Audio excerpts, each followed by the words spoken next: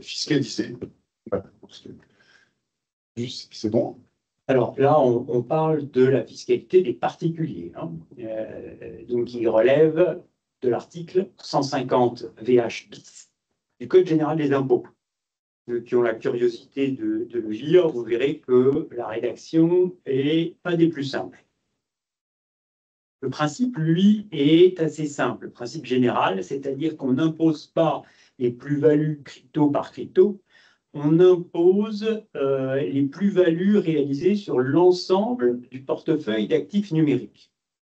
Donc, si vous faites une cession imposable et que vous vendez 1% de votre portefeuille d'actifs numériques, il faut connaître la valeur de votre portefeuille global à ce moment-là. Il faut connaître son coût d'acquisition global historique et on calcule une plus-value sur 1% de la totalité de vos actifs numériques. Ça veut dire que si vous avez plusieurs portefeuilles, un wallet dans votre poche, un en ligne sur une plateforme, un sur une autre plateforme, il faut tout additionner, bien entendu.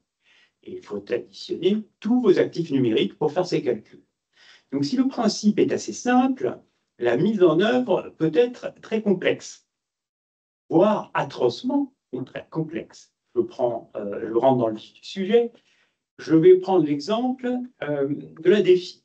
En matière de défi, vous êtes susceptible d'avoir des revenus en crypto quotidiens, voire plus que quotidiens. Chaque entrée doit être prise en compte pour le calcul d'une plus-value, sans aucune exception, depuis l'origine de votre portefeuille de crypto. Vous voyez que si le principe est très simple, la mise en œuvre peut être effroyablement complexe, très rapidement. Voilà, on entre directement dans les absurdités du système qui, évidemment, n'avaient pas été prévues au départ pour la défi. On a d'ailleurs sur Binance, on a des solutions où on a un intérêt quotidien. Autant vous dire que si on en a 4-5 comme ça,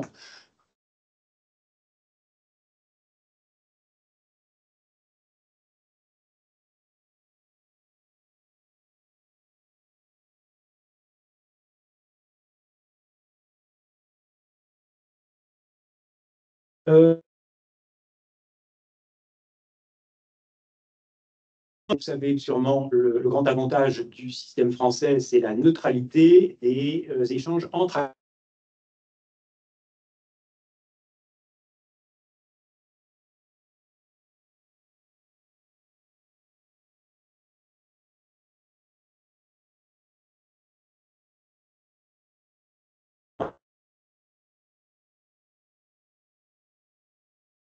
c'est qu'est-ce qui déclenche l'imposition. Donc, je viens de le dire, l'échange entre actifs numériques ne déclenche pas l'imposition.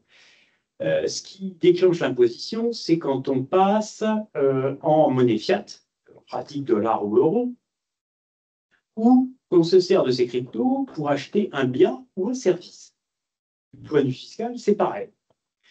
Mais attention, je vois encore des gens qui s'imaginent, qui ont vendu des cryptos en dollars, par exemple, et qui me disent « Ah oui, mais je ne les ai pas rapatriés sur mon compte en banque en France, donc je ne suis pas concerné. » Non, non. Ce qui compte, c'est le fait d'avoir vendu des cryptos en dollars, en euros.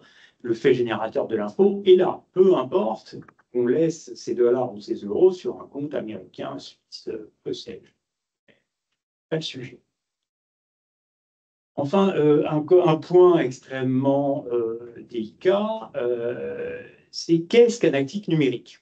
Comme je l'ai dit, l'article 150 VH bis qui gère l'essentiel de la fiscalité des particuliers sur les actifs numériques renvoie sur ce point à un article du Code monétaire et financier en disant que voilà, les actifs numériques, c'est ceux qui sont définis comme tels par l'article L54-10-1 du Code monétaire et financier, qui lui-même comporte des renvois. Je ne vais pas rentrer trop loin dans le détail, mais il y a un pavé dans la mare que j'avais soulevé en son temps. Vous savez tous que le Bitcoin est la monnaie légale du Salvador.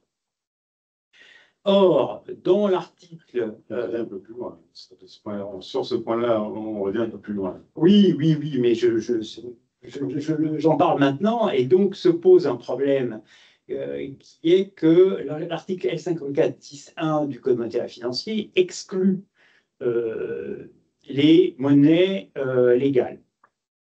Donc, à lire strictement l'article, on aurait le Bitcoin qui ne serait pas un actif numérique. Vous voyez le bordel qui en découle. Alors, j'ai fait une demande de rescrit à l'administration fiscale sur ce point il y a maintenant 10 mois et j'ai toujours pas de réponse. Je vais probablement avancer bientôt sur ce sujet. Pierre, tu as peut-être certainement des choses à ajouter. On reviendra sur le point de Bitcoin est une devise. Je ne suis pas d'accord avec Dominique, mais là, voilà. Alors, j'aimerais revenir sur le diaporama d'avant, si c'est possible. D'abord, pour préciser qu'il faut bien entendu lire flux entrant, enfin flux sortant fiscalisé en vert. C'est moi qui fais ça, j'endosse la faute. C'est moi et personne d'autre qui est. Il faut lire flux sortant. Et en fait, pour l'envoi, on vous enverra le diaporama. Le portefeuille, il faut vraiment le voir comme une sorte de trou noir, dans le sens où tout va y entrer. À peu près tous les cryptos que vous allez acquérir vont y entrer. Les cryptos qu'on vous donne, les cryptos que vous achetez, voire même les cryptos. Alors, les cryptos que vous mineriez, là, il y a une petite utilité, mais par exemple, les cryptos que vous allez obtenir par intérêt de prêt, les cryptos de la DeFi, ça va y entrer. Et ça va y entrer, même si c'est imposé, par exemple, en tant que BNC. Il faut quand même considérer que ça entre. La question, c'est quelle valeur d'entrée. Il y a des gros problèmes. Je travaille beaucoup là-dessus. J'espère publier un article sur ce point. Mais il y a des gros problèmes sur qu'est-ce qu'on fait des revenus crypto, des revenus de crypto de nos opérations. Est-ce qu'on les fait entrer? Moi, je pense que oui, dans la majorité des cas. La question, c'est à combien on les évalue. Et là, l'administration pourrait vous embêter. Et on va proposer une solution pour ça.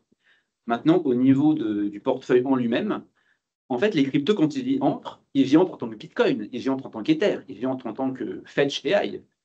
Mais quand ils y entrent, en fait, le portefeuille, il leur fait perdre leur qualité. Dans votre portefeuille, en fait, vos cryptos, c'est plus des Bitcoins, des Ethers, c'est des cryptos génériques. Et c'est pour ça que quand vous les cédez, et on va calculer la plus-value, en pensant que vous avez cédé une fraction de votre portefeuille. Donc, si vous cédez des Bitcoins qui représentent 3% de votre portefeuille, c'est comme si vous cédiez 3% de la valeur du portefeuille. Donc, votre plus-value ou votre moins-value, elle va être décorrélée de la plus-value sur Bitcoin ou de la moins-value sur Bitcoin. Et c'est pour ça qu'on verra que sur les stablecoins, on en parle après, vous pourrez acheter des stablecoins et les employer immédiatement. Le stablecoin n'a pas varié, il n'y a aucune plus-value dans le sens du bon sens. Et bien on verra qu'il pourrait quand même y avoir une plus ou moins-value. Et donc, votre emploi de stablecoin pourrait être fiscalisé. Par exemple, avec la question crypto, non crypto, vous avez pas mal de gens qui ont fait des opérations sur Realty, et 2 webinaires avec Dominique sur Realty. Eh bien, il faut savoir que les gens qui achetaient des tokens Realty avec des stables, de XDAI dans le cas présent, eh bien, le fait que le Realty n'est pas un token, n'est pas un actif numérique, eh bien, à ce moment-là, l'achat d'un token Realty était une sortie, un cash-out sur leur portefeuille. Et ça, il n'avait pas du tout percuté sur cette conséquence maintenant. L'autre grand problème, c'est simplement l'achat de biens et services avec des cryptos. Le grand frein est là. C'est-à-dire qu'à chaque fois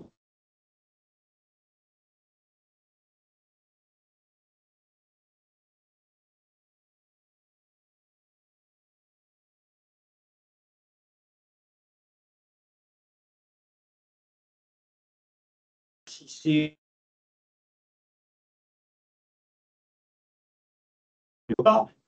c'est un achat conséquent. Si c'est pour payer la pizza, chacun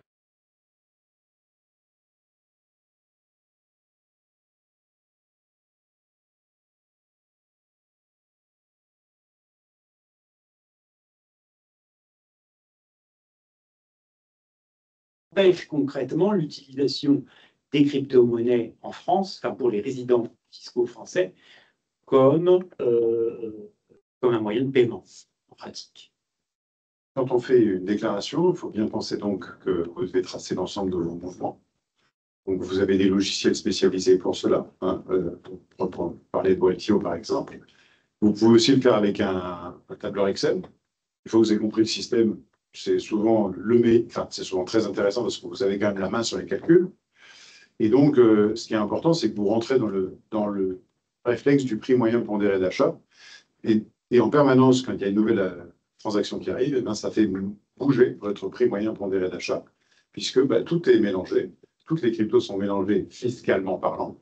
Et quand vous faites une sortie, vous avez votre prix moyen pondéré d'achat, votre prix de sortie pour un pourcentage, et vous avez votre plus-value qui se calcule. Bon, et l'administration fiscale, quand on lui transmet un Excel, quand quelqu'un veut se mettre en règle de l'administration fiscale, comprend très très bien ce calcul quand il est fait dans un tableur Excel. Oui, et donc on comprend que c'est contraignant pour tout le monde, c'est contraignant pour nous, mais c'est aussi contraignant pour le fisc, puisqu'il y a forcément un contrôleur des impôts qui lui aussi va devoir faire ces calculs éprouvants. Et j'aimerais revenir sur ce qu'a dit Dominique Laurent, sur le fait que le droit fiscal, en fait, va déterminer nos comportements. Puisqu'on hésite à penser que le Bitcoin, est-ce que c'est une monnaie, est-ce que c'est de l'or? Alors aujourd'hui, beaucoup vont dire que c'est devenu l'or numérique, mais ça n'a aucun sens, puisque l'or peut être une monnaie ou un actif financier. Il a été l'un et puis il a été l'autre. Mais en fait, c'est le comportement des États par leur loi fiscale qui aussi pousse les gens à traiter Bitcoin comme un actif financier. Puisque si le droit fiscal en fait permettait de le traiter comme une monnaie, si je vais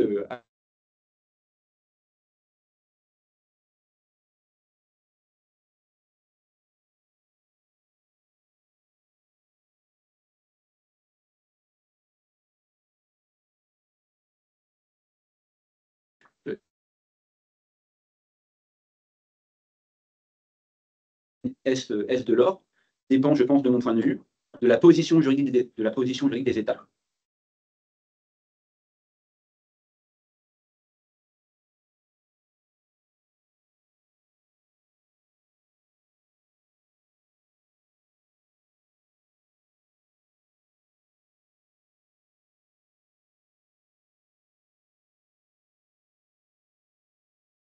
Patrimoniales, non fiscales, et toutes les optimisations, moi, dont je parle, elles sont patrimoniales, puisque nous, on a plutôt une visée transversale.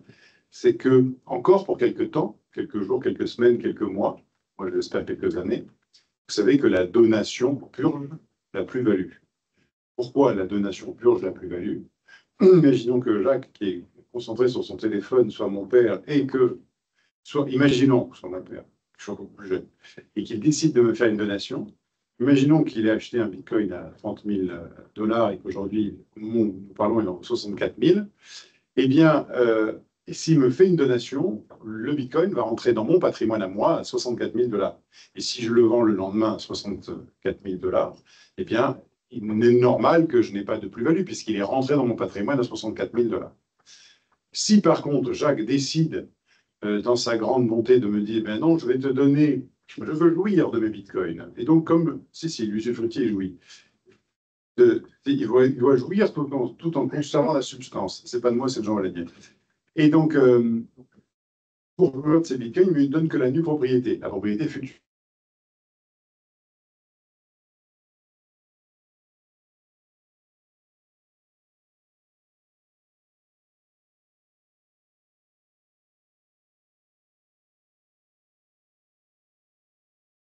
Et moi, globalement, je vais être sur une base, ça rentre dans le patrimoine à une certaine valeur, et que lui, ça sera sur une autre valeur. Ceci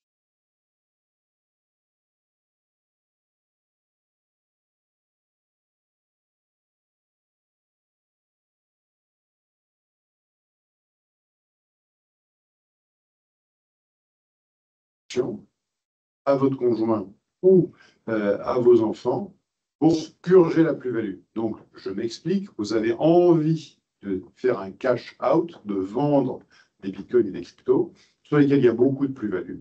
Et donc, vous allez faire une solution qui est la solution de la donation. Et je vais vous montrer quelques chiffres à l'appui, comment ça se passe. J'ai des bitcoins, je donne, nous vendons, et à la fin, je ne serai plus là. La seule chose qu'on est sûr aujourd'hui, c'est qu'a priori, à la fin, on n'est plus là. Et donc, qu'est-ce qui va rester dans le patrimoine de mes enfants? La première colonne, c'est que si je ne fais... Bon, j'ai pris quelqu'un qui avait 40 ans, 2 enfants, qui fait 1 million de cash-out, et il y a une plus-value de 92%. Ça concerne un certain nombre de bitcoiners, un certain nombre de personnes qui ont des très grosses plus-values dans leur portefeuille. À 40 ans, avoir 2 enfants, ça arrive. Et donc, quand il va faire le don, il va faire un don de 200 000 euros par enfant. Il va avoir des droits de donation et ainsi de suite. Donc, on a le don en pleine propriété, le don en nue propriété avec emploi, où on a un cas où j'ai pris un cas à 60 ans. Ce qu'il faut retenir, c'est que quand je fais une session classique, la dernière ligne, c'est 569 200 euros. Il restera à mes enfants quand je ne serai plus là, au total, 569 000 euros, à 569 000 euros 200 si je ne fais rien. Ici, dans les 2 cas que j'ai mis dans les 2 colonnes suivantes, les enfants vont se retrouver avec 709 000, dans un autre cas, ils vont se retrouver avec 752 000. C'est-à-dire que dans cette colonne qui est ici, je vais quand même donner 160 000 euros de plus à mes enfants. Ça peut être sympa parce que ça permet de rajouter une pièce en plus à l'appartement. Donc, le but, ce n'est pas de vous expliquer tout ce tableau ce soir. Le but, c'est que dans tous ceux qui sont en âge de donner, en position de donner, et qui ont de fortes plus-values, réfléchissez à cette possibilité qui vous est offerte de faire une donation avant cession, parce que cette donation va vous permettre de faire une économie sur la plus-value. Alors, certains me disent, oui, mais bon, on comprend, moi, les enfants, j'ai pas envie qu'ils fassent n'importe quoi avec l'argent, ce qui est louable. Et on peut donc faire un démembrement, je vous l'ai dit, mais on peut aussi donner la pleine propriété de Bitcoin avec, on va dire, une certaine obligation d'emploi. Je m'explique. Une bonne manière de traiter sa fiscalité, la transmission de patrimoine à long terme dans une famille, c'est de créer une société.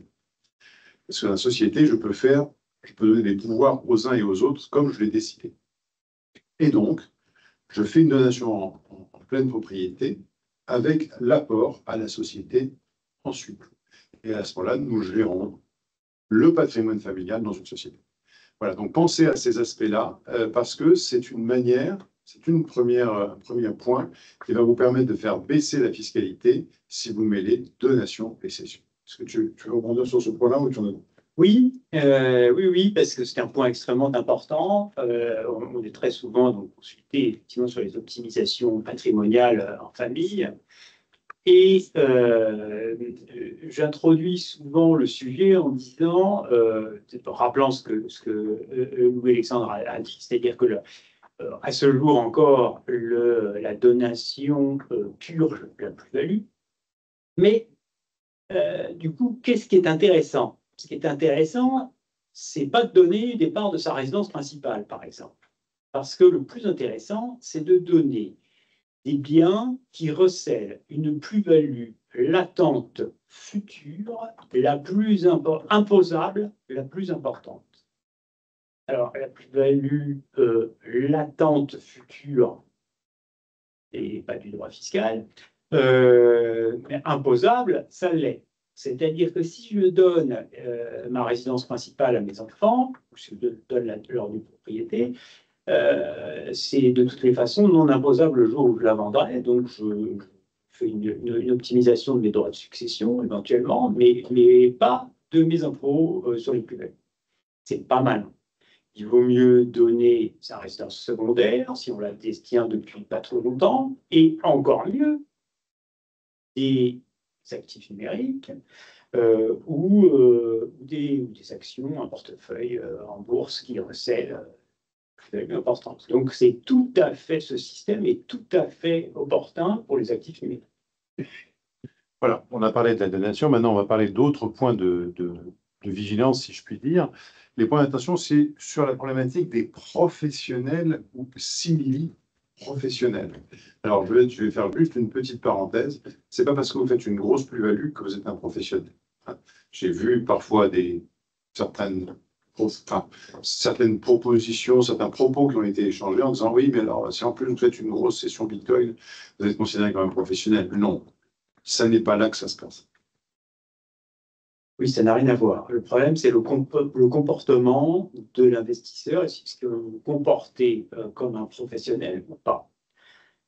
Alors, historiquement, vous avez la Cour de cassation dans un arrêt de 2018, mais peu importe, qui a précisé ces choses en disant ben, si vous achetez des cryptos dans le but de les revendre, c'est un acte de commerce. Et si c'est un acte de commerce, c'est des BIC. Ça ne relève donc pas de l'article 150 VH bis du CGI dont on parlait en introduction. Vous êtes un commerçant avec, à titre personnel, avec tout ce qui est attaché au commerce. Donc, vous achetez ou vous revendez des cryptos, c'est exactement, d'un point de vue fiscal, comme si vous achetiez et revendiez des chaussures. Il faut établir un bilan. Il faut déclarer son BIC, payer de l'impôt sur le revenu si vous n'avez pas opté pour l'impôt sur les sociétés, payer des charges sociales sur le bénéfice, etc. Là-dessus, il faut savoir que les traders actions, eux, en application de l'article 92 du CGI, ne relèvent pas des BIC, alors qu'ils achètent pour revendre aussi, ils relèvent des BNC. Et quelques spécialistes et moi-même avions suggéré, pour souligner l'idiotie du système, c'est-à-dire si je trade des actions d'une part et des cryptos d'autre part, je relève des BNC pour les actions, des BIC pour les cryptos. C'est absurde. BNC, bénéfices non commerciaux, BIC, bénéfices industriels et commerciaux. Donc les règles ne sont pas les mêmes. C'est la complexité est absurde. Alors, du coup, la loi a changé. Et la loi a dit, ah ben oui, je fais simple, ceux qui se comportent comme des professionnels dans les cryptos vont relever des BNC. L'objet la volonté du législateur était extrêmement simple et très claire. C'était d'aligner le régime du trader crypto sur celui du trader action. Et l'administration fiscale a eu une réaction qui n'appartient qu'à elle. Elle a lu le texte mot à mot et en a tiré la conclusion que, d'après le texte de loi, et en matière de fiscale, ce qui compte, c'est la loi, fait que quand on se comporte comme un professionnel, on relève des BNC, alors que si on est un professionnel, on relève des BIC. Je ne vous dis pas le niais contentieux qu'on a. Ce qu'il faut retenir, c'est que si vous risquez d'être requalifié comme professionnel ou simili-professionnel, vous êtes dans une situation catastrophique. Catastrophique parce que vous allez relever du barème par tranche, vous allez sur le bénéfice que vous dégagez, que ce soit en BIC ou en BNC, vous allez être taxé d'abord au barème par tranche et ensuite aux cotisations sociales. En clair, on va vous en prendre les 2/3, voire les 3/4. Sans compter que si ça n'a pas été déclaré comme tel et que l'administration estime que vous êtes un professionnel depuis X années, elle peut remonter 10 ans en arrière et multiplier par 2 les impôts à titre de punition. Donc, on peut faire une confiscation totale de tout. C'est une catastrophe. Donc, dans ces situations, quand on est, je vois malheureusement pas mal de gens qui sont dans cette situation, et quand je leur fais une rapide simulation, ils sont tellement catastrophés qu'en général, ils s'en vont. Ah ben ça tombe bien, c'est le sujet d'après. Et justement, on parlait d'expatriation. Alors, juste pour un petit mot quand même sur le côté professionnel, semi-professionnel, il y a quand même un faisceau d'indices qui peut vous qualifier comme un semi-professionnel, qui est quand même le côté catastrophique. Il y a des logiciels, du matériel, du temps passé, et puis quand même des revenus. C'est-à-dire si vous faites 10 000 euros par an, ou si vous faites 180 000 euros par an, ça ne va pas être pareil. Donc il y a un faisceau d'indices, mais ça, on pourra toujours vous donner les références pour le trouver. Alors l'expatriation, malheureusement, on va revenir à la question juste après. On va traiter les questions un petit peu après, si vous le voulez bien. Retenez-la. Et on va traiter après. On va parler d'expatriation parce que c'est un vrai sujet aujourd'hui. Un certain nombre de personnes, notamment des personnes qui n'ont pas forcément d'enfants, pensent à s'expatrier pour faire des cash-out parce que eh bien, en France, il y a une certaine instabilité d'une part, et d'autre part, il y a une fiscalité qui, pour eux, semble confiscatoire. On peut le comprendre. Et là, on rentre quand même dans une incertitude, et là aussi dans de l'à peu près, qui est le côté extrêmement cher. Dominique, là, c'est vraiment de l'expérience qui va parler. Alors, je vais rapidement donc parler de l'expatriation fiscale. Techniquement, donc, le changement de résidence fiscale. En France, la résidence fiscale est définie par l'article 4B du Code général des impôts, et de manière extrêmement large. Je ne vais pas rentrer dans le détail pour aller lire cet article si vous voulez, mais vous avez un pied en France, vous êtes résident français. Quand vous partez dans un autre pays, cet autre pays a également, en général, une définition extrêmement large de ce qu'est une résidence fiscale. Et donc, vous risquez de vous retrouver résident fiscal français et résident fiscal du pays étranger. Alors, s'il n'y a pas de convention internationale entre ces deux pays, vous êtes bien embêté. En revanche, la plupart du temps, vous avez des conventions internationales qui résolvent le problème. Alors, attention, prenons les Émirats arabes unis, Dubaï, qui est à la mode. Il y a une convention internationale qui expressément ne s'applique pas aux personnes qui ont la nationalité française. Les gens ne lisent pas les conventions internationales, bien entendu, alors que il suffit de la lire, c'est très très simple, très clair. Donc, si vous avez la nationalité française, la convention internationale entre la France et les Émirats arabes unis n'est pas applicable. C'est pas la peine de la lire. Donc, vous relevez uniquement du droit français et de l'article 4B, puisque vous êtes résident français au sens de l'article 4B. Alors, si celui qui est célibataire, sans enfant, sans patrimoine immobilier, c'est très simple. Il résilie son bail, il n'a plus rien en France, il part même dans un pays non conventionné auquel j'assimile et c'est fini, il échappe à la fiscalité française. Il rend sa carte d'électeur, il rend sa carte vitale. Alors, pour l'avenir, hein, tout à l'heure j'évoquais le cas du professionnel depuis X années, le risque perdure pour les années de résidence française. Bien entendu, on peut se faire rattraper à l'étranger et bien entendu, j'en ai quelques-uns que je défends. Mais la situation est quand même relativement simple pour un célibataire sans enfant et sans patrimoine immobilier. Dès que vous avez un patrimoine, dès que vous avez des enfants, alors il y a des critères conventionnels. Quand une convention s'applique, il y a des critères qui doivent être appliqués les uns après les autres, successivement, et qui sont, on s'arrête au premier qui est suffisamment discriminant. Le premier critère, dans presque toutes les conventions internationales, c'est les mêmes critères. Le premier critère, c'est la disposition d'un foyer d'habitation permanent. Un foyer d'habitation permanent, c'est quelque part où vous êtes chez vous. Vous pouvez vivre, soit parce que vous êtes propriétaire sans l'avoir mis en location, soit parce que vous êtes locataire à votre nom. Si vous gardez un foyer d'habitation permanent en France, et que vous avez aussi un foyer d'habitation permanent dans un autre pays, le critère donc n'est pas discriminant. Et il faut passer au deuxième critère qui est le centre des intérêts vitaux, notion extrêmement floue qui agrège l'affectif et le financier, c'est-à-dire vos revenus, votre patrimoine. Il est très rare que ce deuxième critère soit lui-même discriminant. On passe ensuite au troisième critère qui est le lieu de séjour habituel. Et attention, un lieu de séjour habituel, ce n'est pas un lieu de séjour majoritaire. Donc il suffit de passer un mois ou deux en France par an et le critère empêchera toute discrimination. Et le dernier critère, c'est la nationalité. En général, les gens ont la nationalité française. Donc, en pratique, la solution, c'est de s'arrêter au premier critère et de ne plus avoir en France aucun lieu où vous êtes chez vous. Alors, selon les situations, c'est simple ou c'est compliqué.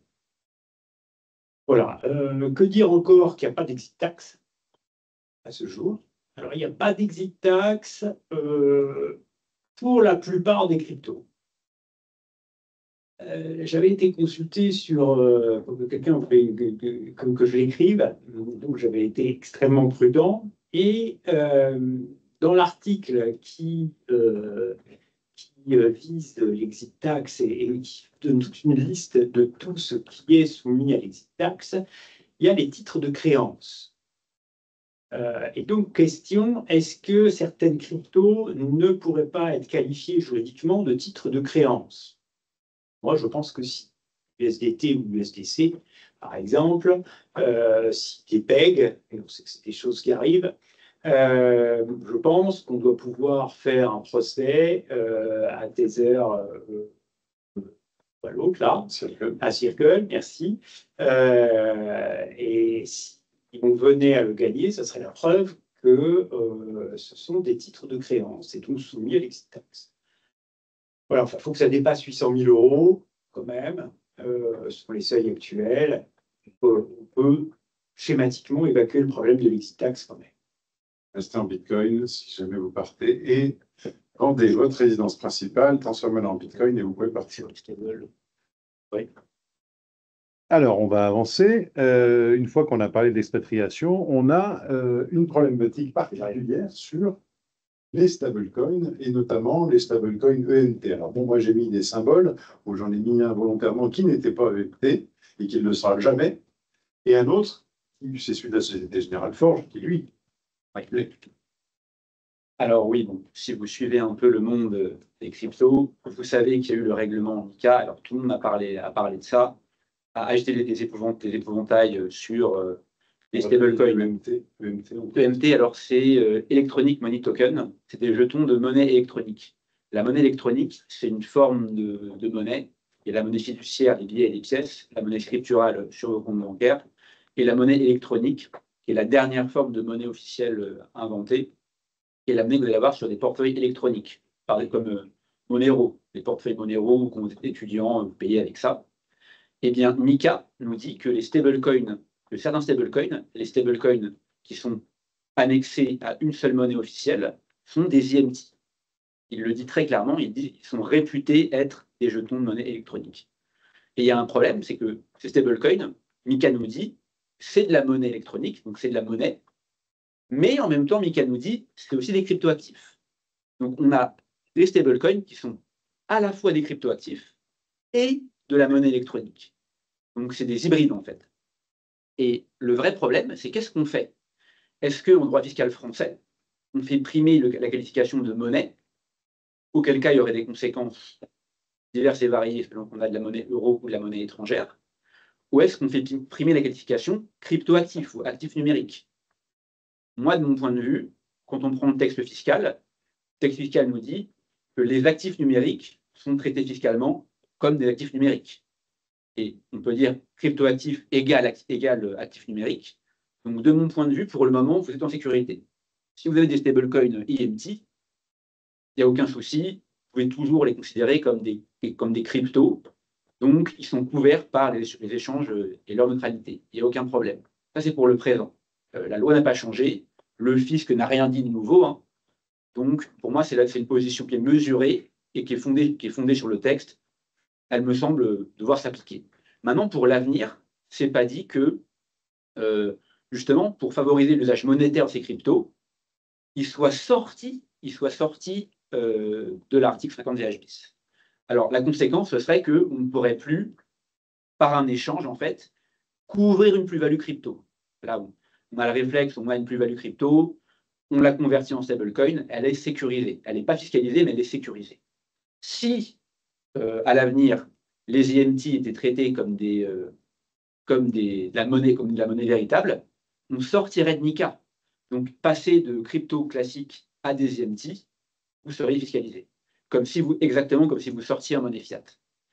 Donc, il y a des avantages, promotion monétaire des stablecoins, et des avantages, fiscalisation de la sortie. Ça dépend en fait de la manière dont on conçoit la chose. Un jeton qui représenterait une once ou un gramme d'or rentrerait dans la catégorie des EMT ou non? Alors, l'EMT est défini par le fait d'être annexé à une monnaie officielle. partir du moment où l'or n'est la monnaie officielle d'aucun État, de mon point de vue, pour le moment, il n'y a aucun risque. Ce sont des stablecoins. Mika nous dit que c'est des stablecoins ART qui se réfèrent à un ou plusieurs biens quelconques, un ou plusieurs actifs. Et donc, ces stablecoins-là ne sont pas des CMT, donc là, il n'y a aucun risque vraiment dans l'avenir à ce qu'ils soient requalifiés en monnaie de mon point de vue. Alors, précision, le Zimbabwe, qui a le deuxième record mondial d'inflation, vient de créer une nouvelle monnaie basée sur l'or. Ah. On pensait donner un prix qui s'appelait le Mugabe Prize of Economics avec quelques amis, puisque justement, on pensait d'ailleurs d'en donner le premier à Christine Lagarde par rapport à Inflation is coming from nowhere, qui était quand même pretty much from nowhere. Voilà. Pour revenir à nos moutons, on a eu, et moi-même je l'ai exprimé sur le plateau de BFM, et puis Dominique m'a dit, mais non, en fait, Louis, je pense que tu te trompes. Mais bon, on a pris tellement en fin d'année que finalement, j'ai peut-être pas si tort que ça. C'est la question des plus et des moins-values. Vous savez qu'on a un vrai problème, c'est qu'aujourd'hui, on a l'un des rares actifs où on ne peut pas, si on a fait une année énormément de moins-values, on ne peut pas les reporter sur les années futures pour nos futures plus-values. Ça, c'est vraiment quelque chose d'une très grande injustice. Alors, est-ce que Dominique ou Pierre, il y a un sujet quand même sur ces questions de moins-value à l'intérieur d'une anomalie fiscale ou voilà, je laisse quelque chose. Je vais commencer.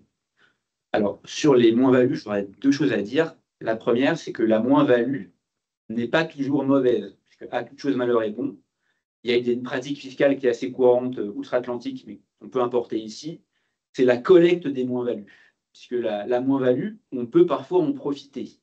Alors, il y a une manière intelligente d'en profiter, et il y a une manière qui est beaucoup moins intelligente d'en profiter. Attention, quand on veut jouer au plus malin avec la loi fiscale en général, il y a une sanction qui s'appelle l'abus de droit fiscal. On dit que c'est la sanction des sous-doués de la fiscalité. Et qu'est-ce qui peut se passer? Puisque la moins-value, quand on la réalise, on a un droit d'imputation. On a le droit de prendre nos moins-values et de les soustraire nos plus-values pour réduire l'assiette de l'impôt.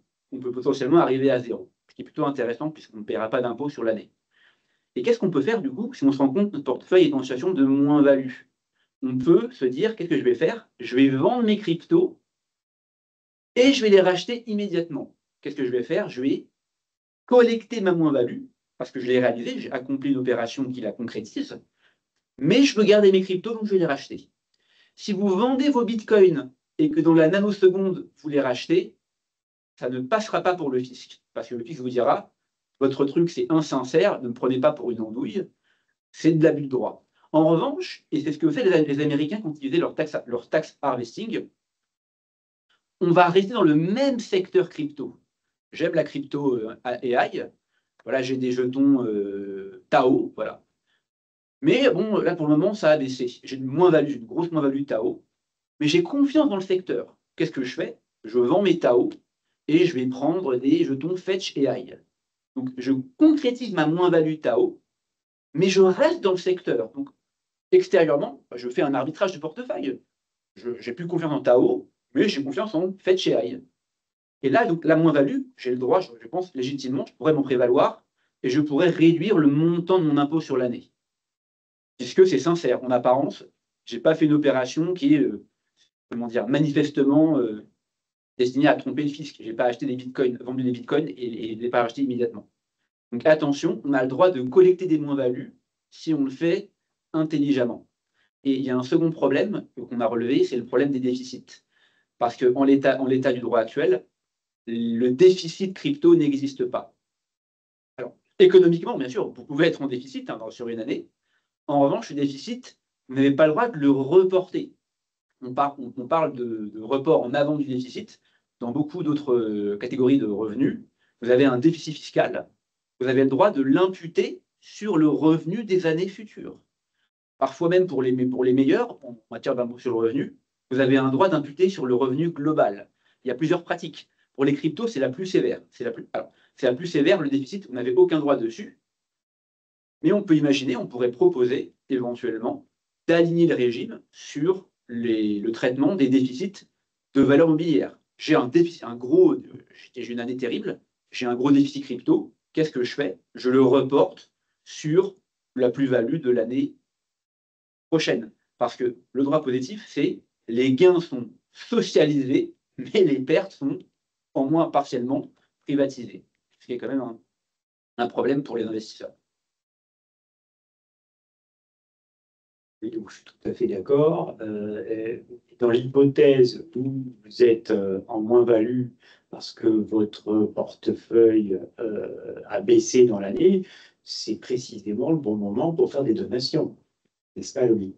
Oui, c'est un moment où on peut donner plus. Voilà. On peut donner plus de crypto à moindre coût. Surtout, vous avez compris qu'on donne des choses qui ont un potentiel de plus-value important par la suite, si on suit ce que disait Dominique. Oui, il y a quand même une chose qui m'interroge, Pierre et Dominique, et je vais laisser Dominique répondre. Sur la bourse, on a fait beaucoup d'achetés-vendus. Sur les comptes titres, on a passé des années, enfin, depuis le temps que je suis la bourse, et depuis l'âge de 14 ans, donc ça fait quand même quelques années. On a très souvent, en fin d'année, fait des achetés-vendus sans avoir de problématique vis-à-vis de l'administration fiscale. Et donc là, je trouve un peu sévère de craindre qu'il y ait un abus de ce côté-là. Mais bon, plus rien ne m'étonne aujourd'hui. Peut-être. Non, passer à la suite. D'accord, très bien. Mais la suite, c'est les NFT, hein, les frontières incertaines de la fiscalité crypto. Et donc, la fiscalité du sous-jacent sur les NFT, et puis on va revenir un petit peu sur Bitcoin quand même. Ça pour... Oui, on en a parlé avec le Bitcoin. L'article 150 VH bis, donc, qui concerne donc les particuliers, vise uniquement les actifs numériques. Les actifs numériques étant définis par l'article L5410-1 du Code monétaire et financier, qui vise deux grandes catégories de trucs. D'une part, ceux qui sont représentatifs d'une valeur, et d'autre part, les jetons numériques, au sens d'un autre article L552 du Code monétaire et financier. À l'exception des jetons, de certains jetons qui ont une nature purement financière. Je ne rentre pas dans le détail. Donc, ces définitions sont très précises, hein, je vous invite à aller les voir. Et donc, il y en a celles sur les valeurs, le Bitcoin, excluent expressément les cryptos qui auraient la nature juridique d'une monnaie. Ce qui me fait dire que le Bitcoin n'est pas un actif numérique en droit français. Il n'y a pas que moi qui le pense, mais il y en a qui pensent au contraire. Donc, il ne faut pas prendre ça comme une certitude. Un autre sujet est les NFT. Alors, je sais bien que c'est beaucoup moins la mode qu'il y a quelques années. Ça va revenir, ça va revenir sûrement. Et les NFT, il y a tout ce qu'on veut comme NFT. Hein. Dans un NFT, vous pouvez avoir donc petite œuvre d'art, vous pouvez avoir voilà, vous pouvez avoir un portefeuille d'autres cryptos, par exemple. Oui. Alors juste le NFT, hein, pour rappeler, c'est donc ce qu'on appelle le non-fungible token. Les tokens et les coins sont fongibles par nature. Hein. Un token, enfin un bitcoin ou un bitcoin, un Ethereum ou un Ethereum, on peut les échanger de manière fongible. Et le NFT, donc s'il n'est pas fongible, il a une unicité. Notamment quand c'est un ERC 721 ou même bientôt un BRC 721, ça veut dire qu'il est unique. Bon, après, il peut être fait en petites séries. Dans ces cas-là, c'est des ERC 998 par exemple. Et puis, il y en aura plein. Paul pourrait nous en faire toute une série. Et donc, il a ce côté unique. Donc, comme il est unique, il n'est pas fongible. On ne peut pas l'échanger de la même manière qu'un autre. Par exemple, dans toute cette collection-là, ils étaient tous différents. Il y avait au moins un pixel de différence. Donc, on ne pouvait pas l'échanger. Ils avaient tous une certaine unicité. Et donc, on n'est pas sûr du tout que les NFT soient des actifs numériques, sens du droit français. Donc, vous voyez, dès que vous avez des NFT qui ont un tout petit peu de valeur, parce que maintenant, la plupart de vos NFT ne valent rien, mais enfin, si certains ont de la valeur, est-ce qu'il faut les agréger à votre portefeuille d'actifs numériques pour le calcul de vos plus-values? Alors, et les moins-values, alors, parce que tu vois, par exemple, il y a quelqu'un qui allait acheter le screenshot du premier tweet de Twitter, Il est allé l'acheter quelques millions, j'en rappelle plus, je crois que c'est pas 12 ou 14 millions, pardon, je sais plus. Ah, mais c'était énorme. Et aujourd'hui, je crois qu'il n'a pas réussi à vendre à 100 000 $. Donc, lui, il a par contre un problème de moins-value. Il appliqué sur quoi, lui? Oui, je crois que c'est un problème de fiscalité américaine. Ah, bon, ben. Je sors mon joker. Tu avais quelque chose en réalité. Alors, Oui, on continue sur le sujet. ce serait pour apporter un contrepoint à l'analyse de Dominique Laurent sur le Bitcoin est-il une devise. J'ai une opinion contraire et je me suis intéressé à ce que pensent les maîtres du monde actuel, les Américains. Et les Américains, en 2014, avaient dit Bitcoin n'est pas une monnaie, mais c'est des biens, property. Et pourquoi ils avaient dit ça? Ils avaient dit c'est une monnaie nulle part. Ce n'est reconnu comme une monnaie nulle part dans le monde, donc je ne vais pas le traiter comme une devise. Et donc, quand on lit cette notice américaine 2014, on se dit ah bah tiens, si Bitcoin devenait une monnaie dans un autre pays, ça voudrait dire que ce serait une devise fiscalement en Amérique. Au Salvador, on a eu la loi qui a fait de Bitcoin une monnaie officielle. Nouvelle notice américaine sur le sujet qui nous dit ça ne change rien, Bitcoin est toujours un bien, est toujours fiscalement traité comme un bien. Et ça veut dire en fait que la notion de devise, la notion de monnaie étrangère, a changé de nature parce qu'un nouveau phénomène est apparu, c'est on a un bien privé, un actif numérique privé, qui a été consacré comme une monnaie dans un État. C'était pas envisagé. Donc on peut penser que la notion de devise, elle est devenue plus stricte. C'est l'analyse que je fais, c'est que finalement une devise aujourd'hui, il faut qu'il y ait un État qui ait le contrôle de l'émission de cette devise, qui n'est pas le cas, ce qui est l'intérêt de Bitcoin. Aucun État ne contrôle l'émission de Bitcoin. Ce qui est une nouveauté dans le sens de l'histoire, parce que dans l'histoire, le multimonétarisme a existé à de nombreux endroits. D'ailleurs, ce qui est assez intéressant, c'est quand on regarde Bitcoin et l'or, il y en a un qui se croit une matière première et qui est une monnaie, et l'autre qui se croit une monnaie alors qu'il est une matière première. Juste pour préciser ça, c'est que Bitcoin n'est pas régulé par la SEC. Bitcoin est régulé par la CFTC, qui n'est pas la Confédération des travailleurs chrétiens, mais qui est le régulateur des matières premières. C'est-à-dire que Bitcoin est considéré comme une matière première aux États-Unis par le régulateur. Quand on dit oui, mais regarde, les ETF, ça a été la SEC, mais oui, l'ETF qui porte du Bitcoin est un produit financier, comme un ETF Gold, comme un ETF Silver, ainsi de suite. Donc, il ne faut pas oublier que pour les Américains, c'est une matière première. Et c'est quelque chose qui doit quand même nous interroger. Oui. Je crois d'ailleurs que Gary Gensler, qui est celui qui dirige la SEC, vient de dire que Bitcoin n'était pas un titre financier. Pour ceux qui pensaient que c'était une action de la compagnie Bitcoin, soyez rassurés, cette personne-là même vient d'admettre que Bitcoin n'était pas un titre financier. Il ne restera pas sous Trump, si Trump passe, parce que Trump a dit je fired Gary Gensler for it. Oui. La fiscalité de la révélation amenée à collecter. Voilà. Sans ça, on va commencer à rentrer dans des sujets qui sont maintenant nos propositions, puisqu'on vous a fait une introduction en disant un peu l'état de l'art, on vous a donné quelques points de vigilance, et aujourd'hui, maintenant, on va essayer de vous laisser on ne va pas vous laisser tout de suite, mais on va essayer quand même de vous laisser sur des pistes. On espère que l'administration fiscale saura s'en inspirer pour les prochains mois. Et donc, l'idée, c'est d'avoir des pistes de travail.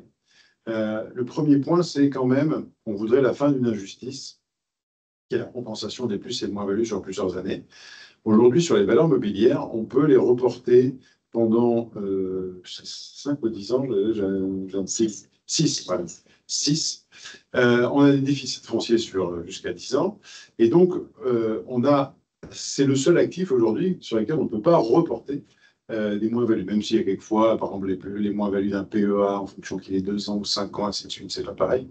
Et ainsi de suite, on a des moins-values des CPI qui ne sont pas reportables sur les valeurs mobilières. J'en passe et des médias. En tout cas, là, on a une problématique et donc ça nous semblerait plus équitable. Par contre, il y a une idée d'ailleurs qui ressemble aussi bien, Jacques, on en a parlé tout à l'heure, Pierre et Dominique, c'est en fait quand vous avez un lingot d'or, quand vous avez des pièces d'or, et vous dites, tiens, vous savez que les familles ne détiennent jamais d'or, surtout les vieilles familles françaises ne détiennent jamais d'or. Mais de temps en temps, on en voit sortir. Eh bien, quand on révèle de l'or, on paye 11,5% sur ce que l'on révèle, et ni vu ni connu, on est tranquille, on peut repartir comme ça. Donc, est-ce qu'il n'y a pas, on ne pourrait pas s'inspirer de quelque chose, parce que le but, c'est que si on révèle des cryptos, on peut peut-être privilégier les early adopters en faisant ça, mais si on révèle des cryptos et qu'on propose à ceux qui les révèlent une cellule de dégrisement à 12 ou 13%, moi, je peux vous dire que vous allez avoir peu de gens qui vont partir et on va avoir peut-être beaucoup de révélations et donc beaucoup d'impôts. Oui, alors je pense que c'est une très bonne idée, effectivement. Mais alors, elle rejoint une autre idée que je porte depuis quelques années, qui serait la possibilité d'imposer les cryptos au moment, non pas de leur révélation, mais pourquoi pas aussi justement donc, de leur révélation, mais au moment où on s'en sert. Justement pour en favoriser l'adoption comme une monnaie. Vous savez que les œuvres d'art, les objets de collection, l'or, comme on vient de le dire, sont imposables. On n'est pas imposé sur la plus-value, on est imposé par principe sur le prix de vente. Et ce prix de vente tient compte de la plus-value éventuelle qu'on a faite. Et si on veut, on peut dire, ah non, moi je ne veux pas de cette imposition forfaitaire, je veux être imposé sur ma plus-value réelle parce que je vous trouve la dette d'acquisition, je vous trouve le prix d'acquisition et donc je peux faire un calcul exact de ma plus-value sur œuvre d'art, par exemple. Mais il y a la solution simple, moi je ne peux pas prouver que j'ai eu mon œuvre d'art il y a combien, quand et pour combien, donc j'applique l'imposition forfaitaire sur le prix de vente. Pourquoi ne pas appliquer cette solution extrêmement simple aux cryptos? J'ai des cryptos. On a vu tout à l'heure, notamment si je pratiquais la défi, que les calculs de plus-value sont épouvantablement compliqués. Eh ben, on met une taxe forfaitaire sur les dépenses de crypto. Par exemple, 15%, 20%, peu importe le montant, même important, la simplicité serait l'atout. Ça permettrait aux gens qui sont très riches en crypto, moi j'en vois passer quelques-uns, plutôt que d'envisager l'expatriation, comme je l'ai dit, de faire leurs achats immobiliers autres en France en payant un prix forfaitaire sur la transaction, par exemple 20%. Ils payent déjà la TVA, il y a déjà beaucoup d'impôts, et là, il paierait encore un impôt exactement de la même manière qu'une œuvre d'art. Donc, ce n'est pas une révolution, hein, ce que je propose là, ça n'a rien d'extrêmement original, c'est juste l'application d'un autre système, et je suis sûr que ça permettrait, d'une part, la révélation de patrimoine crypto important, et d'autre part, leur réintroduction dans l'économie réelle, si je puis m'exprimer ainsi. Il n'y a pas beaucoup, Oui, dans l'économie. Et puis, on pourrait même mettre une petite mesure d'accompagnement qui serait pour le commerce de proximité. On sait que c'est important pour que notre commerce de proximité puisse vivre, qu'il soit soutenu par différentes initiatives. Vous avez tous vu sur les réseaux sociaux, si vous suivez un petit peu, qu'à Rouen, de mémoire, on a Carrefour Market, un Carrefour City, qui accepte des paiements Bitcoin en Lightning, et ainsi de suite. Et donc, on pourrait même dire, les gens qui ont des cryptos, mais pas forcément beaucoup de moyens, qu'il y ait 1 000, 2 000 ou 3 000 euros sur lesquels on soit en franchise. Et donc, ça encouragerait du cash ou de l'argent à revenir dans le système. Je suis d'accord, j'abonde dans cette idée. Et on peut encore s'inspirer des États-Unis, puisque là-bas, il y a énormément de projets de loi sur un adoucissement de la fiscalité. Et l'idée, c'est d'aligner le régime des cryptos sur le régime des devises. Quand un Américain part en Europe, il prend des euros, et qui revient avec ses euros, il reconvertit, il est exonéré jusqu'à hauteur de 200 euros de gains.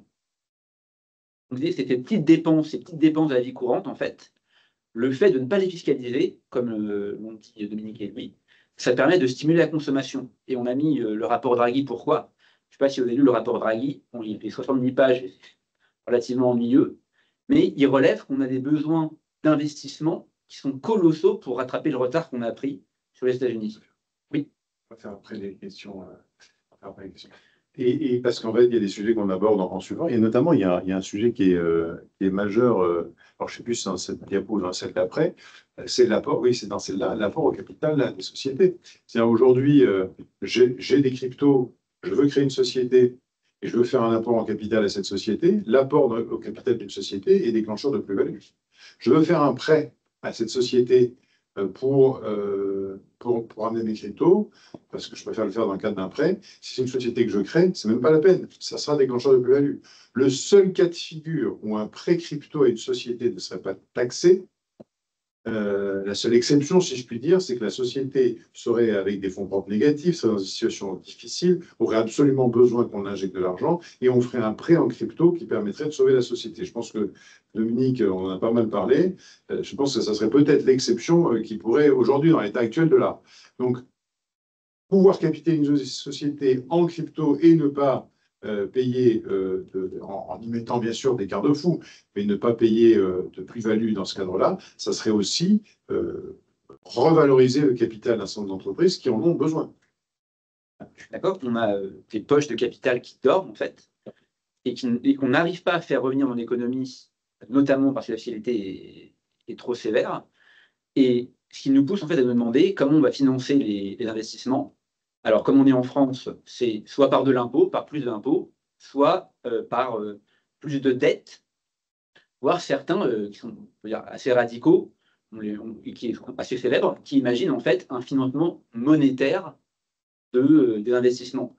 Et justement, bah là, les bitcoiners, ceux qui aiment la crypto, diront bah, j'ai justement de la crypto pour lutter contre le risque particulier de la dévaluation monétaire ou de l'augmentation de la quantité de monnaie en circulation. Mais c'est vrai, moi je me dis, pourquoi ne pas inciter les gens à revenir d'eux-mêmes dans l'économie réelle, entre guillemets, quoi qu'on pense de l'expression, plutôt que de leur prendre leur pognon de force. Moi, c'est ce que je me demande. Et un adoucissement des règles de droit fiscal en crypto pourrait, à mon sens, permettre de faire revenir de l'argent, parce qu'en fait, on ne sait pas exactement combien les gens ont en crypto. Il y a eu Chainalysis qui a fait en 2023, je crois, un rapport là-dessus, mais on ignore en fait combien on a dans le capital d'or en crypto, et ce serait bon, parce qu'on a vraiment besoin de le faire revenir, sinon je pense qu'on va entrer plutôt en sévère récession.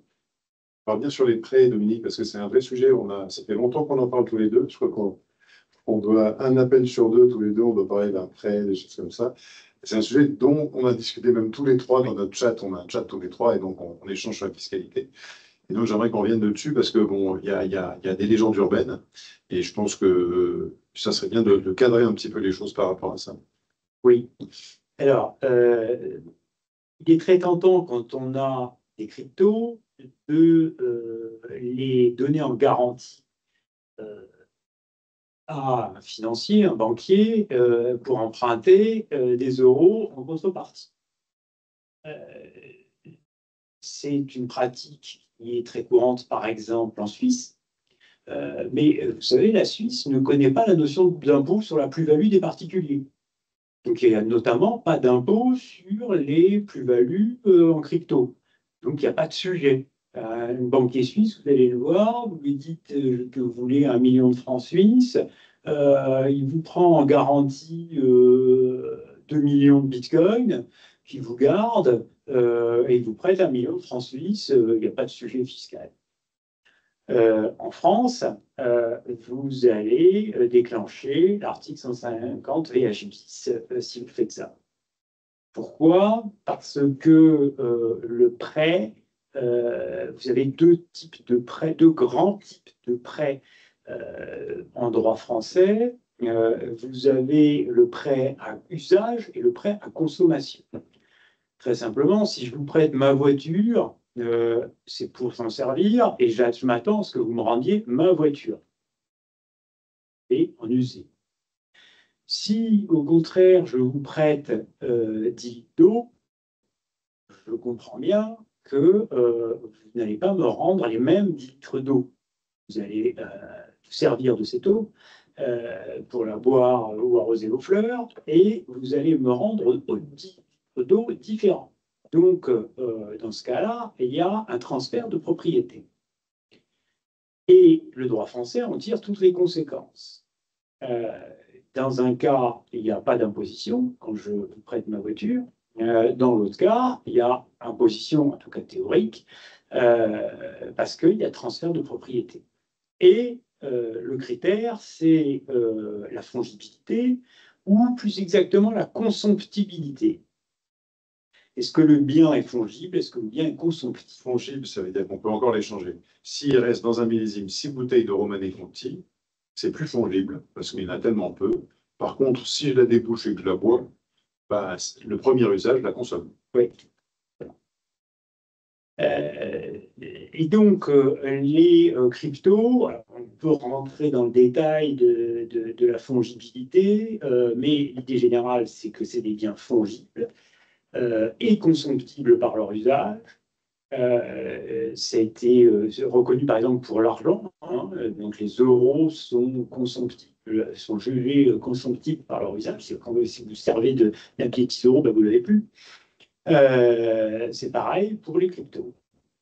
Et donc, si vous prêtez des cryptos, c'est translatif de propriété et donc ça génère un impôt. Ce qui est un problème énorme pour le financement de l'économie, énorme pour, on l'a dit, pour les sociétés, le financement des sociétés. Moi, si j'ai 10 millions d'euros en crypto, je voudrais bien mettre 1 million en compte courant dans la boîte d'un copain. Je peux pas, enfin je peux pas, je peux le faire.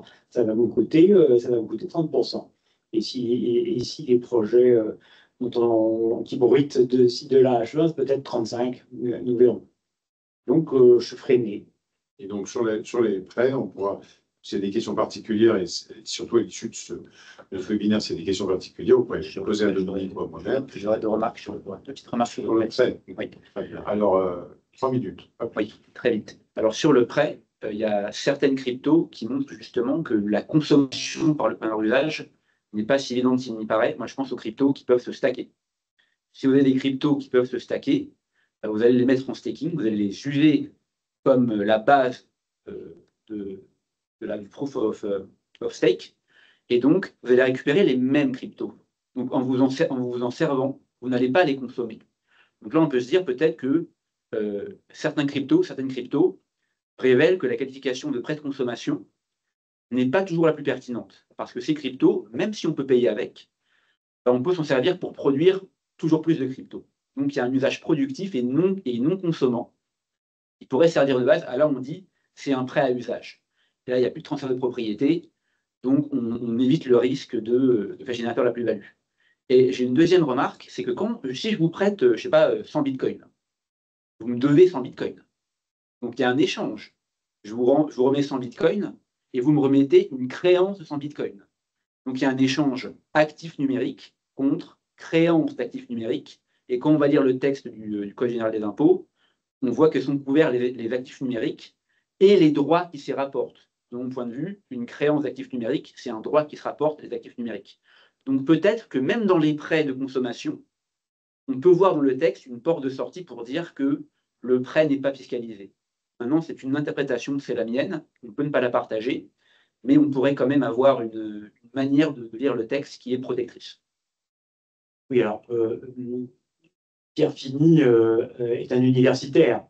Moi, je suis un praticien. Il ne faut pas faire ça. Parce que c'est une bonne idée de contentieux. Un beau contentieux fiscal, c'est 10 ans. C'est beaucoup d'honoraires. Je recommande à personne de faire ce qui vient d'être dit, mais il est intéressant. Dominique les jeunes dans la carrière, Dominique m'a dit que le conseiller fiscal est hyper conservateur. En revanche, l'avocat au contentieux est fantaisiste. Donc, un sujet on vous a parlé des multiples formes de rentrer dans votre portefeuille crypto.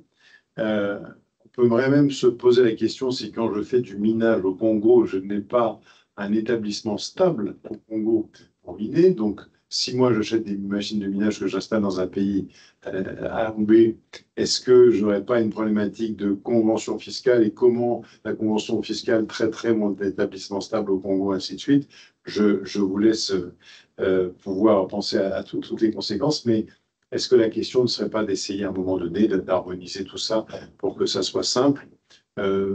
ne serait-ce que déjà, pas forcément pour avoir des nouveaux usagers, mais ne serait-ce que déjà pour permettre aux gens de ne pas être effrayés par la déclaration, ce qui fait qu'aujourd'hui, ça entraîne quand même beaucoup d'absence de déclaration. Dominique, tu voulais rajouter un mot sur le... Non. Je suis tout à fait d'accord avec tout ça. Oui, alors là, la fiscalité internationale des cryptos, ça devient...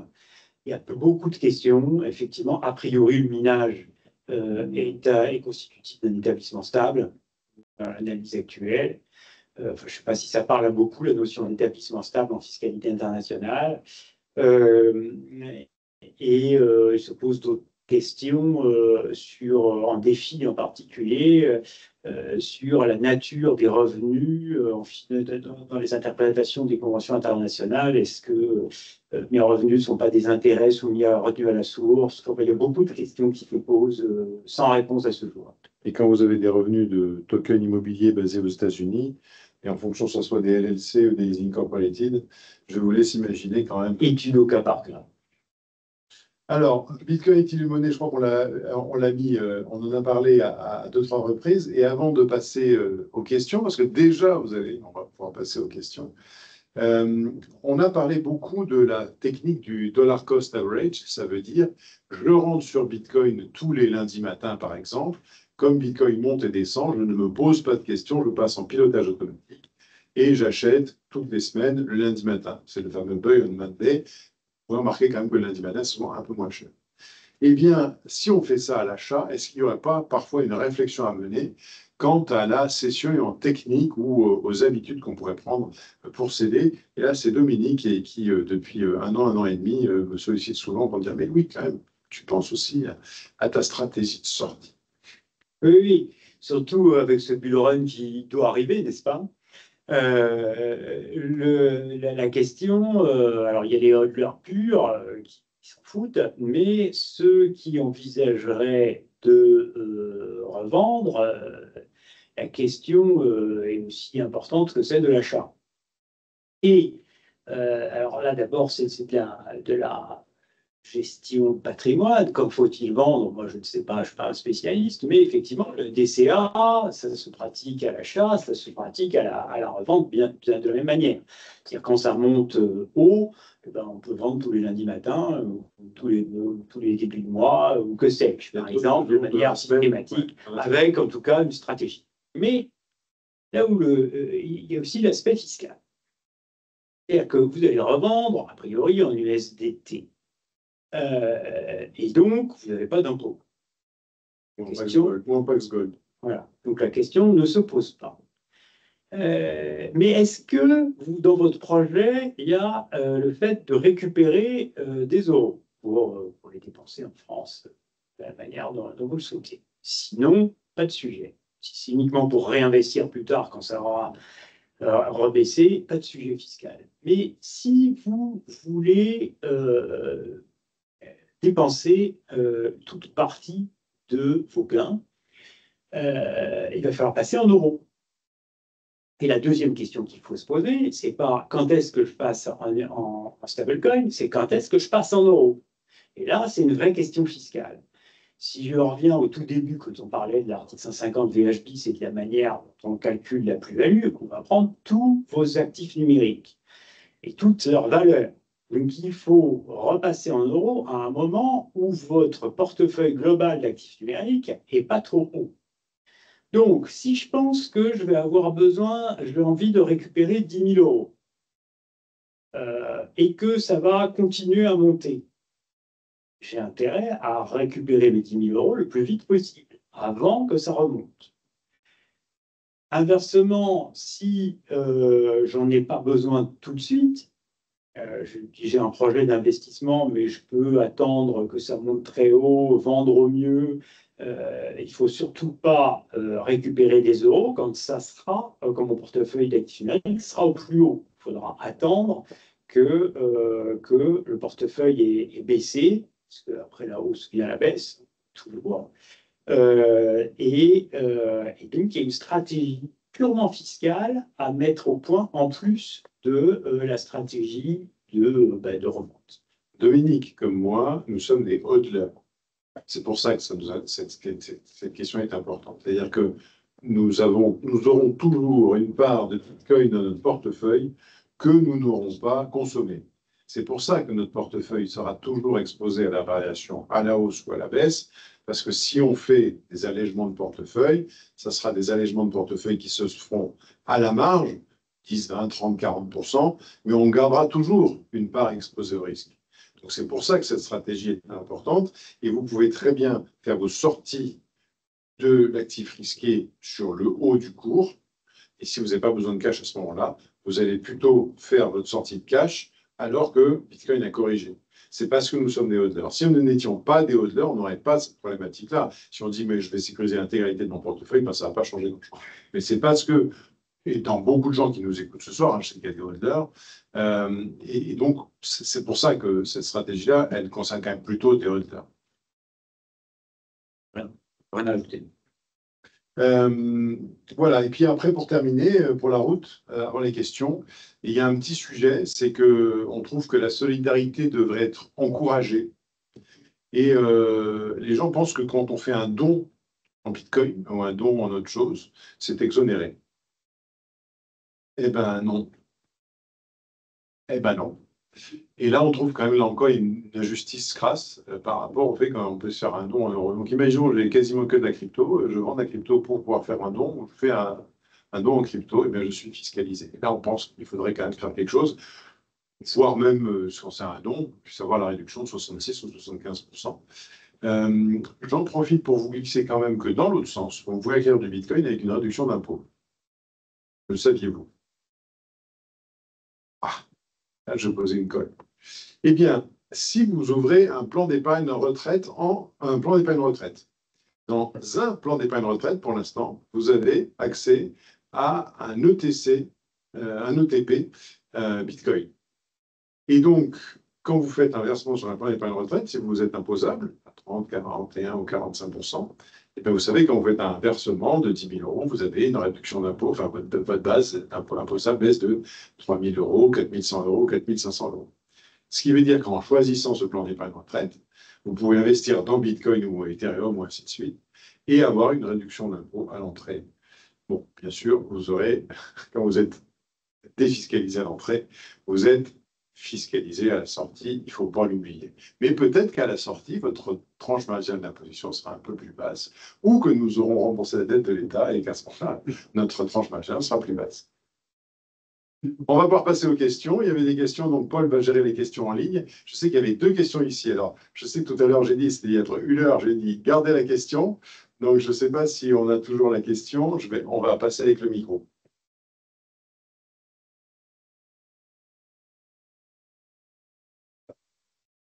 Merci, bonsoir. Ma question, c'était, je sais pas, il y a quelque chose que je n'ai pas bien compris, notamment par rapport au statut de professionnel. Par exemple, sur la DeFi, si on fait genre 4 000, 5 000 transactions sur l'année, est-ce que le service d'impôt, ils ont vocation à venir chercher, regarder un petit peu les transactions qui peuvent être faites sur la DeFi? Et auquel cas, est-ce que, donc si oui, est-ce que dans ce cas-là, on ne pourrait pas utiliser par exemple un tornado cash pour essayer justement de faire un autre toilette avec moins de transactions, par exemple? Et une autre question, c'est par rapport aux stablecoins. Si un jour, ils sont amenés à être si on va utiliser par exemple, donc toujours si on reste sur la DeFi, du Frax, du DAI, du coup, on serait plus exposé, enfin, ils sont moins ils sont plus décentralisés, pardon. Donc, on pourrait justement, à ce moment-là, échapper à cette fiscalité directe, on va dire, avant de passer sur de l'euro. C'est ça, en fait, l'idée.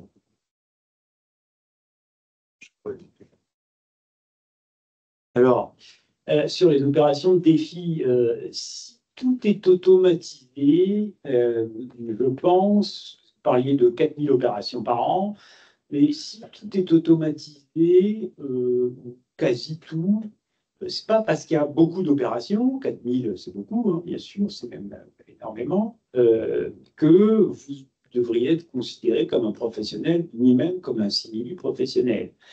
Il y a des opérations, si tout est automatisé, sur une plateforme en ligne, j'entends, hein, pas parce que vous avez développé un bot de trading. À mon avis, alors, vous savez, évidemment, il passe encore de jurisprudence en matière de crypto, mais maintenant, on peut transposer la jurisprudence classique en matière de boursicotage qui existe donc depuis aussi longtemps que la bourse. Et la jurisprudence est relativement favorable aux boursicoteurs du dimanche. Qui peut acheter, revendre, acheter, revendre. Il ne peut pas penser. Oui, il faut qu'il prépare ses opérations dimanche. Et donc, si ce à quoi vous faites allusion, c'est le fait d'avoir des formules de earning quelconque, farming et autres qui sont totalement automatisés. Bon, c'est épouvantable pour la déclaration de plus-value, mais je ne pense pas que ça soit suffisant pour vous requalifier comme professionnel. Ensuite, quand vous parlez des stablecoins futurs et du régime futur, je ne suis pas capable de vous répondre. C'est de la science-fiction, hein. Les choses pourraient évoluer rapidement. On connaît que la situation d'aujourd'hui, et encore, vous avez vu qu'elle a pas mal d'incertitudes. On va prendre les questions de la salle. On va prendre les questions qu'on a là et après on revient. On a des questions en ligne. Après, on y revient. Parce qu'on a pas mal de questions en ligne. Alors, il y a une dizaine de questions en ligne. On a sûrement répondu déjà, mais je les repose. Est-ce que quitter le pays suffira pour être tranquille niveau imposition? Dit comme ça, non. Pas sur le début, un peu. Oui. Alors, pas pour le passé, d'abord, ou que vous ayez quasiment l'administration fiscale française est capable de vous retrouver. Et pour le futur, oui, vous n'avez plus de problème avec l'administration fiscale, à condition de techniquement quitter la résidence fiscale française. Il ne suffit pas de partir de France. Il faut ne plus être résident fiscal. Et alors, il y a plein de gens qui partent, ils ne font aucune formalité d'aucune sorte, donc l'administration fiscale n'est pas au courant qu'ils sont partis. L'administration a toujours la même adresse en France, et donc leur envoie des mises en demeure à la dernière adresse connue. Comme ils ne répondent pas à la mise en demeure, ils se prennent des taxations d'office. Ça, c'est des dossiers, j'en ai chaque année des comme ça, hein. Donc, partir, oui, mais on ne fait pas les choses n'importe comment. Partir, mais réfléchir. Et prévenir l'administration fiscale. Une autre question, du coup, peut-on détenir un seul et même portefeuille de crypto en indivision?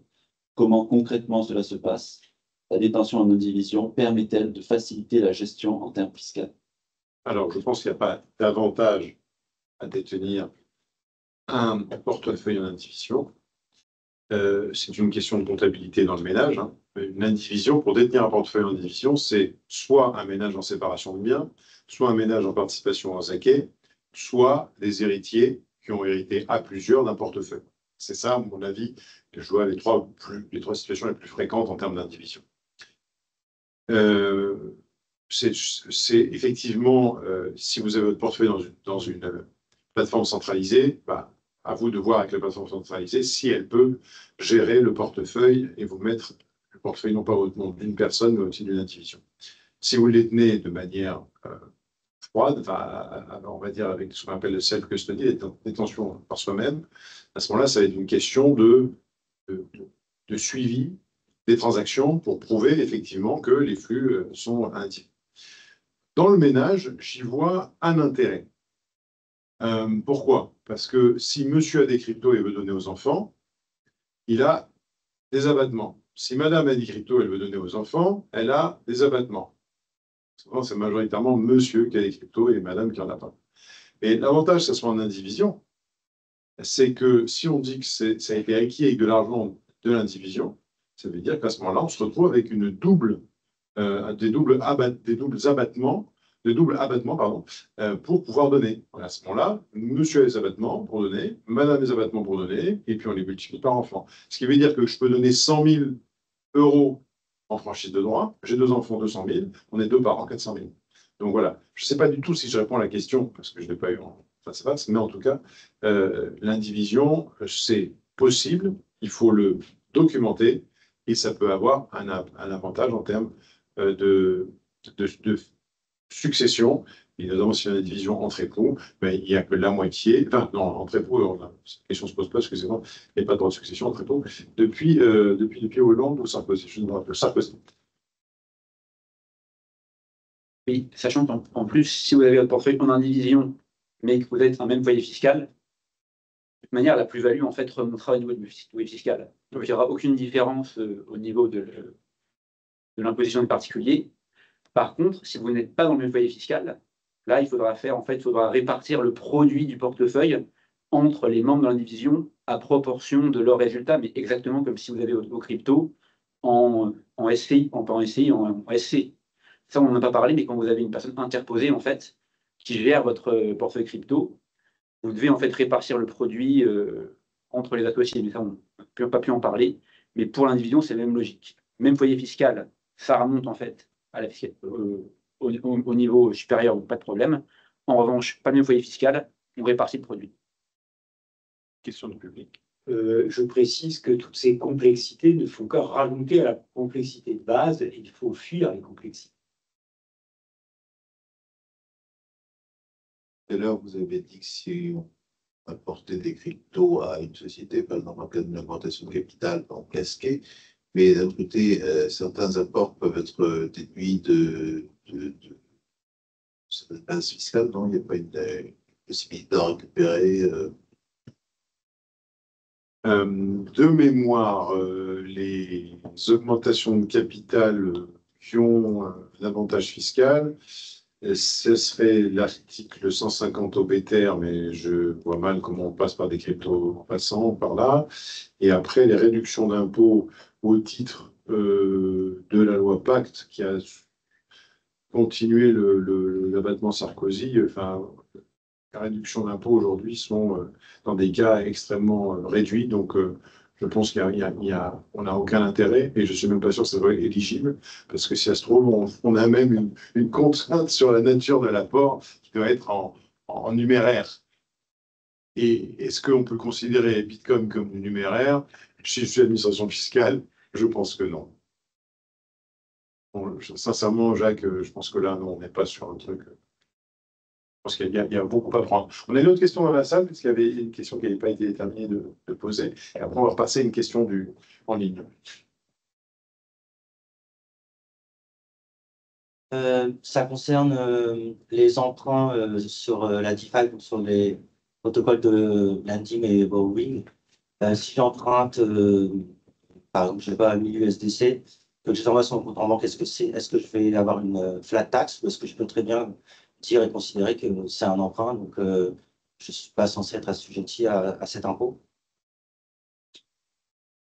Alors, si vous faites une conversion de crypto en fiat, c'est un fait générateur.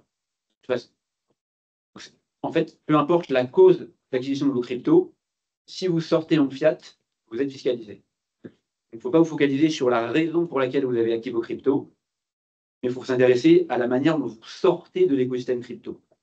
Si vous sortez en convertissant en fiat, ou pour acheter une voiture, ou pour aller chez le coiffeur, la nature de l'opération, qui est la seule chose que regarde le code, fait que vous allez être imposé, malgré le fait que c'est des cryptos que vous avez acquis en prêt. Question de... Du coup, dans le cadre de MiCA, si une entreprise du secteur Web3 verse des primes et bonus à ses collaborateurs en stablecoin et que dans un second temps, le collaborateur convertit ses stablecoins en fiat, quelle sera l'imposition? S'agit-il d'une donation? Alors, c'est pas une donation. non, pas d'une donation. Si j'ai bien compris, le salaire, est-ce que C'est une entreprise du secteur Web3 verse des primes et bonus à ses collaborateurs en stablecoin et que dans un second temps, le collaborateur convertit ses stablecoins en fiat. Quelle sera l'imposition? Alors, il y a une ambiguïté sur le mot collaborateur. Vous savez. En droit, on ne sait pas ce que c'est un collaborateur. Soit vous êtes salarié, soit vous n'êtes pas salarié. Il y a un lien de subordination et vous avez un bulletin de salaire ou vous émettez une facture. Dans tous les autres cas, c'est illégal. Donc, quand vous êtes salarié, vous recevez une prime en USDC, c'est une prime. Nature ou en argent, peu importe, elle doit apparaître sur votre bulletin de salaire. Elle vous est payée en stablecoin. Elle rentre ce jour-là dans votre actif, dans votre portefeuille d'actifs numériques. Le jour où vous voulez les transformer en euros, vous faites une plus-value imposable, article 150 VHP. Ensuite, si vous êtes non pas salarié, mais profession libérale, par exemple, vous touchez de la même manière une prime, enfin vous appelez ça comme vous voulez, une prime, en tout cas c'est la contrepartie de votre prestation de service, quel qu'en soit quel que soit le nom exact qu'on donne, et donc ça va être imposé normalement. Donc TVA, impôt sur le revenu, et si c'est des USDT ou des USDC, on calcule ça en euros, on liquide la TVA en euros, on déclare ça en euros, on encaisse des USDT, et de la même manière, ils rentrent dans votre portefeuille d'actifs numériques. Le jour où vous les revendez pour toucher des euros, vous réalisez à nouveau une plus-value, le cas échéant, imposable. Donc tout ça est, en droit français actuellement, une très mauvaise idée. Ça rejoint la question 9 que j'ai pu un peu la pose, qui était la question de la facturation. Aujourd'hui, une entreprise peut très bien se faire payer en bitcoin, en crypto, ainsi de suite. D'ailleurs, souvent, dans les trois manières d'acquérir des bitcoins, puisque c'est souvent ma matière de prédilection, bitcoin, je dis, n'oubliez pas qu'il y a trois manières d'acquérir des bitcoins. Première manière, c'est d'en acheter sur une plateforme centralisée ou chez un broker. La deuxième manière, c'est de miner. Le minage, souvent une acquisition avec peu de KYC. Et la troisième manière, c'est de se faire payer, qu'on soit particulier ou entreprise. Je peux dire, moi, aujourd'hui, sur le Bon Coin, que je vends un bien et que je le vends à l'équivalent de 250 € en euros et que je le vends à 230 € si la personne me règle en bitcoin, par exemple. Je peux très bien faire ça et je donne une adresse et je paye. Et donc, est-ce qu'une entreprise peut facturer, peut dire à ses clients, payez-moi en bitcoin? Eh bien oui, elle peut dire payez-moi en bitcoin, elle peut proposer, elle ne peut pas l'imposer. Et de même manière, si moi je veux payer une entreprise en bitcoin, je peux lui proposer de la payer en bitcoin, mais je ne peux pas lui imposer, puisque ce n'est pas, aujourd'hui je suis obligé de payer les factures, je peux imposer le paiement en euros, et je peux imposer le règlement en euros. Une autre question, la France ne possède-t-elle pas, selon vous, un environnement fiscal plus contraignant que les autres pays européens? Oui. Oui. Je confirme. Alors, on approche de la fin. On approche de la fin. On va peut-être une question dans le public. On va prendre une question à distance et une question dans le public. Alors, je vais m'approcher de la question dans le public. Le temps que Paul regarde, sélectionne une question à distance. Bonsoir.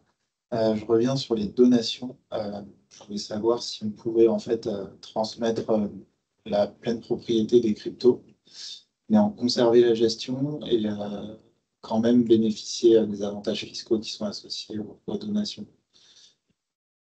Alors, si je donne un majeur, ça va être difficile que j'en conserve la manière de gérer.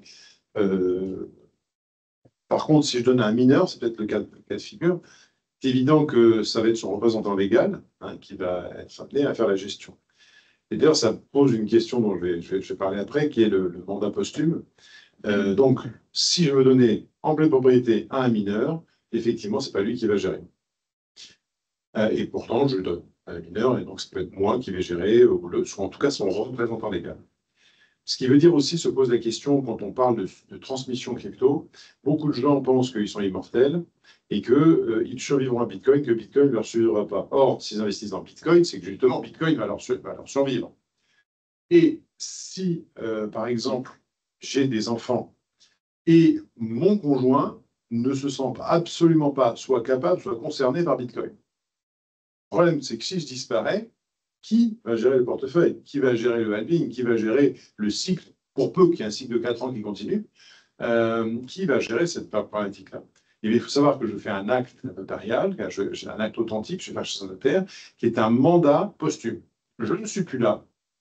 Pour gérer ce portefeuille-là, je vais choisir un ami, un professionnel, ainsi de suite, qui va gérer ce portefeuille selon ce que je dois donner. Je peux même lui prévoir la rémunération de cette personne.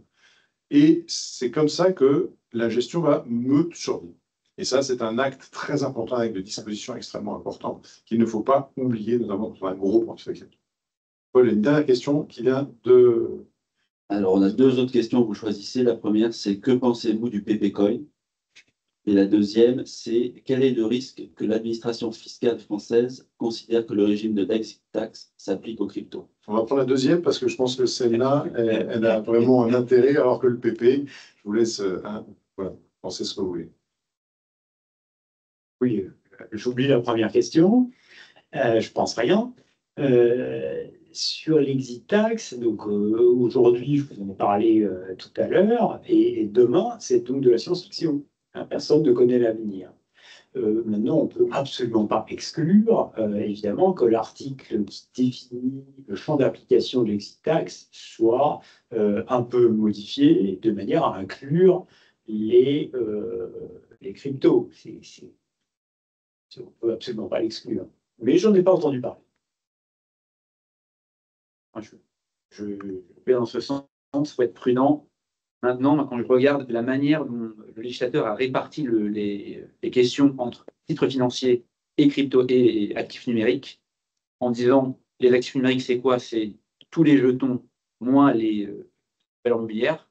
On dit ça les tokens de sécurité, enfin les petits tokens. Ça, c'est en amont. C'est la répartition qu'a fait le législateur. Et cette répartition, on peut la mettre en perspective avec celle de l'exit tax, qui s'applique seulement aux valeurs mobilières, aux droits sociaux et aux compléments de prix d'opération. De mon point de vue, la répartition qu'a fait le législateur au niveau du CMF, elle me laisse penser que l'exit tax n'a pas vocation à frapper les cryptoactifs, parce que les cryptoactifs, on leur a créé un champ bien délimité.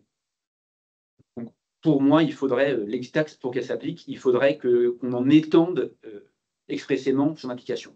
Maintenant, il y a un risque, parce que c'est vrai que certains stablecoins, juridiquement, c'est des créances, notamment les stablecoins INT, la monnaie électronique, en droit français et en droit européen, c'est une créance.